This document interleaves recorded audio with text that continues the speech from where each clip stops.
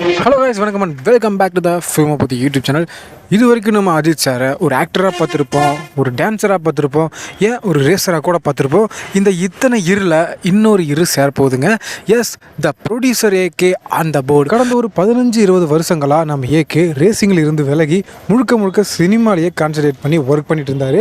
இப்போ சடனாக ஒரு 2 வருஷமாக தனக்குன்னு ஒரு பிராண்டை அஜித் குமார் ரேசிங் டீம்னு கிரியேட் பண்ணி டேலண்டடான ரேசர்ஸ் எல்லாம் உள்ளே வச்சு ரொம்பவே சக்ஸஸ்ஃபுல்லாக நம்ம ஏகே கொண்டு போய்கிட்டு இருக்காரு. டீமை ஸ்டார்ட் பண்ணி கொஞ்ச நாட்கள்லேயே 2-3 தடவை ட்ராக்கில் 3rd பிளேஸ் வந்து சாதனை படைச்சிருக்காங்க இந்த Ajith Kumar racing team. But நம்ம ஏகேக்கு மட்டும் இந்த ரேசிங்கில் டச் விட்டு போச்சுன்னு தெரியல. ட்ராக்ல 2-3 தடவை கார் கிராஷ் ஆகி சின்ன அடிகளோட தப்பிச்சிருக்காரு. நம்ம தலை தான் ஃபீனிக்ஸ் பறவைச்சு எவ்வளோ அடிப்பட்டாலும் திரும்ப வந்து கம்பேக் கொடுக்கறல நம்மளால ஸ்பெஷலிஸ்ட். இவர் இந்த ரேசிங் ஃபீல்டுக்குள்ள வந்தது கொஞ்ச நாட்கள்லேயே F1 படம் வந்துச்சு. இந்த F1 படத்தை பார்த்து நம்ம ஏகே ரொம்ப இன்ஸ்பயர் ஆகி இந்த மாதிரி படங்கள் நம்ம இந்தியாவில் நிறைய வந்துச்சு அப்படின்னா இந்த காலத்தினருக்கு ரொம்ப மோட்டிவேஷனலாக இருக்கும் அப்படின்றதுக்காக அஜித் குமார் ஸ்போர்ட்ஸ் சர்வீஸ் அப்படின்ற பேரில் ஒரு ப்ரொடக்ஷன் கம்பெனி ஆரம்பித்து வெறும் ஸ்போர்ட்ஸ் சம்மந்தப்பட்ட படங்களை மட்டும் ப்ரொடியூஸ் பண்ணி ரிலீஸ் பண்ண இருக்கிறாரா நம்ம ஏகே. கூடிய சீக்கிரமே நம்ம அஜித் சார் அவரோட சொந்த ப்ரொடக்ஷன்லேயே முழு நேர ஸ்போர்ட்ஸ் படத்தில் நடிக்கிறா.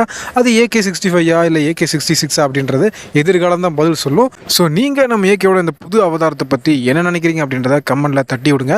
மீண்டும் ஒரு இன்ட்ரெஸ்டிங்கான வீடியோ நான் உங்களை சந்திக்கும் வரை stay tuned and stay safe.